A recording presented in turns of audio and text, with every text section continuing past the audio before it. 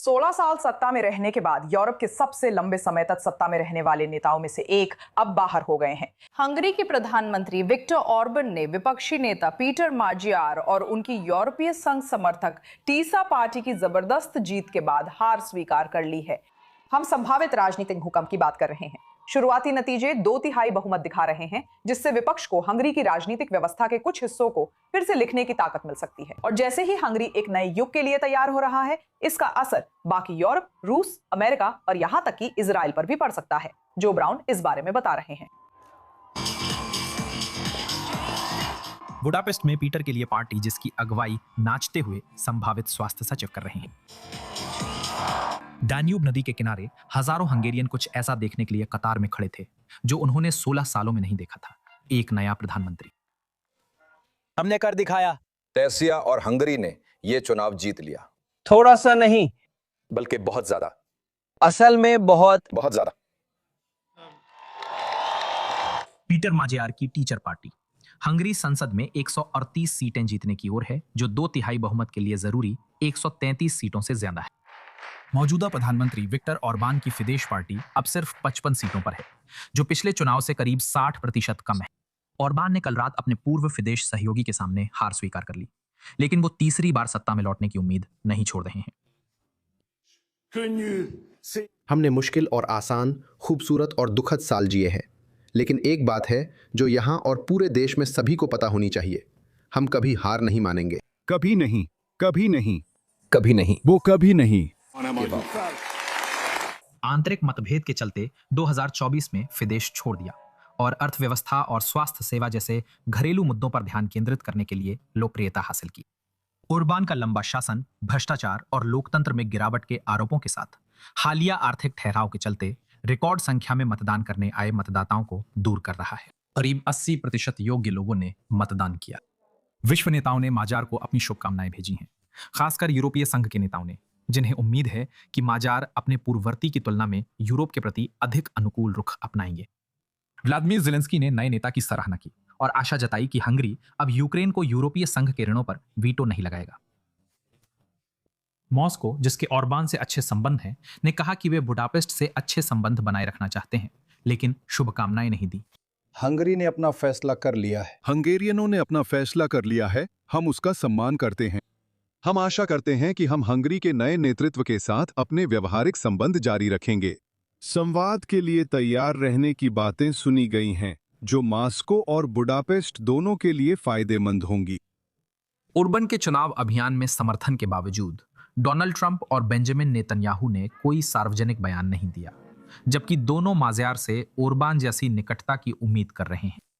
Israeli राजनेता मजार के समर्थन में आए, ओरबान की तुलना नेतन्याहू से की और कहा कि इस साल आगे चलकर इजराइल में भी ऐसे ही नतीजे आ सकते हैं। लेकिन मजार क्या लाएंगे? उन्होंने कहा कि वो ओरबान के कई कानून वापस लेंगे और 2 कार्यकाल की सीमा लागू करेंगे। नेतन्याहू की निराशा के बावजूद उन्होंने अंतर्राष्ट्रीय आपराधिक न्यायालय में फिर से शामिल होने की कोशिश की बात की है। क्या उनकी विदेश नीति पूर्ववर्ती से अलग होगी? हंगरी के लोगों ने कल कई चीजों के बारे में फैसला किया। कल हंगरी के लोगों ने कई फैसले लिए। शायद उनमें से सबसे महत्वपूर्ण ये था कि हंगरी का स्थान यूरोप में था, है और रहेगा। दुनिया देखेगी और अलग अलग नतीजों की दुआ करेगी। आइए ग्रेगर रॉस को बुलाते हैं, जो चैथम हाउस में यूरोप, रूस और यूरेशिया कार्यक्रमों के निदेशक हैं और लंदन से हमारे साथ जुड़ रहे हैं। हम यहाँ कितने बड़े राजनीतिक बदलाव की ओर देख रहे हैं? क्या माजार की जीत विक्टर ऑर्बन के 16 साल बाद हंगरी के लिए एक बुनियादी मोड़ है? मुझे बुलाने के लिए धन्यवाद। हाँ और नहीं, कल का दिन ऐतिहासिक स्तर पर एक बहुत बड़ी राजनीतिक जीत थी। टीसा और पीटर माजियार की पार्टी ने विक्टर ऑर्बन के 16 साल के शासन में अब तक की सबसे ज़्यादा सीटें हासिल की हैं। तो सिर्फ यही बात माजियार की सफलता का प्रमाण है। उनकी सफलता का मापदंड ये था कि वे विभिन्न सामाजिक वर्गों और ऑर्बने के कुछ पुराने समर्थकों को भी आकर्षित कर सके। यही मुख्य बात है। दूसरी बात, आपके सवाल का सही जवाब देने के लिए माजार दिलचस्प शख्सियत हैं। वो फिदेश के पूर्व अंदरूनी सदस्य हैं, बाहरी नहीं। उन्होंने अपना करियर विक्टर ऑर्बन के समूह में शुरू किया, विदेश मामलों के मंत्रालय में एक वरिष्ठ अधिकारी बने और यहाँ तक कि 10 साल पहले प्रधानमंत्री कार्यालय में भी शामिल हुए। और सिर्फ 2 साल पहले ही उन्होंने बढ़ते भ्रष्टाचार घोटालों के चलते फिदेस छोड़ने का फैसला किया था। और ये देखना दिलचस्प है कि जैसे ही माजियार ने फिदेस छोड़ा और अब टीसा नामक एक छोटी सेंटर राइट पार्टी की कमान संभाली, रुझान पलटने लगे और फिदेस टीसा से नीचे आ गया। और माजार तब से कल तक इस रुझान को बनाए रखने में सफल रहे हैं।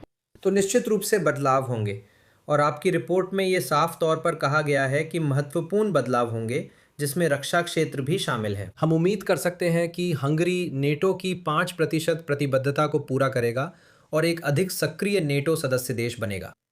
साथ ही ब्रुसेल्स में अरंगा डालना भी बंद कर देगा। मुझे लगता है कि वैल्बर फ्रिट्जेल स्लोवाकिया से ब्रुसेल्स के गलियारों में खुद को बहुत अकेला महसूस कर सकते हैं। क्या वह प्रिंस ज़ेलेंस्की व यूक्रेन को बढ़ते यूरोपीय समर्थन के खिलाफ अकेले लड़ रहे हैं?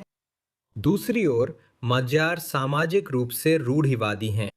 इसी कारण उन्होंने पारंपरिक रूप से ऑर्बन का समर्थन करने वाले ग्रामीण मतदाताओं को भी आकर्षित किया है और इस मामले में इतनी बड़ी क्रांति की उम्मीद नहीं की जा सकती। तो मैं कहूँगा कि कुछ बुनियादी मुद्दों जैसे कानून का शासन, न्यायपालिका और मीडिया पर नियंत्रण और संविधान में सुधार में आप बदलाव देख सकते हैं। कुछ अन्य पहलुओं पर जैसे आर्थिक नीति, अर्थव्यवस्था में राज्य का हस्तक्षेप और कुछ हद तक विदेश नीति में कुछ हद तक निरंतरता बनी रहेगी। इजराइल राज्य पर आपकी क्या राय है? हम जानते हैं कि ऑर्बन के इजरायली प्रधानमंत्री नेतन्याहू के साथ बहुत कह सकते हैं सकारात्मक कार्य संबंध थे, जैसे उनके व्लादिमीर पुतिन और अमेरिकी राष्ट्रपति डोनाल्ड ट्रंप के साथ भी थे। हम मैजियार से क्या उम्मीद कर सकते हैं? मुझे लगता है आप व्यवहारिक संबंध की उम्मीद कर सकते हैं। वो अब भी इजराइल की सुरक्षा, क्षेत्रीय अखंडता और इजराइल के अस्तित्व के अधिकार के समर्थन के लिए प्रतिबद्ध रहेंगे, जो इन दिनों भी एक ऐसी बात है जिसके बारे में हमें बात करनी चाहिए, इजराइल के अस्तित्व के खिलाफ खतरे के स्तर को देखते हुए। दूसरी ओर उन्होंने किसी तरह से पॉपुलिस्टों के खिलाफ एक तरह की रणनीति तैयार की, और अगर आप आज के पॉपुलिस्ट की विशेषताओं को देखें तो इजराइल के प्रधानमंत्री ओरबान की श्रेणी में आते हैं। अब फ़र्क ये है कि प्रधानमंत्री नेतन्याहू अभी भी एक अच्छे पॉपुलिस्ट हैं, क्योंकि वो अब भी ये समझ सकते हैं कि मतदाता क्या चाहते हैं। ऐसा लगता है कि ओरबान इसमें असफल रहे और इसी वजह से उन्होंने सत्ता में 60 सालों में अपने सबसे खराब अभियानों में से एक चलाया। ठीक है, मैं आपको हमारे साथ जुड़ने के लिए बहुत धन्यवाद कहना चाहूंगी। हंगरी में इस ऐतिहासिक जीत के बाद क्या होने वाला है, इस पर आपकी राय सुनना बहुत दिलचस्प रहा। हमें देखना है इसका क्षेत्र पर क्या असर होगा। आपका बहुत बहुत धन्यवाद।